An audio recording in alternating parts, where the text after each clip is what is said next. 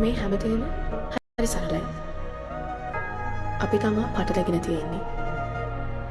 මේ කය පොළොවට පස්සන දවසට අපි යන්නේ තනියම. අපි ආදරය කරන හැමෝම දාලා තනියම.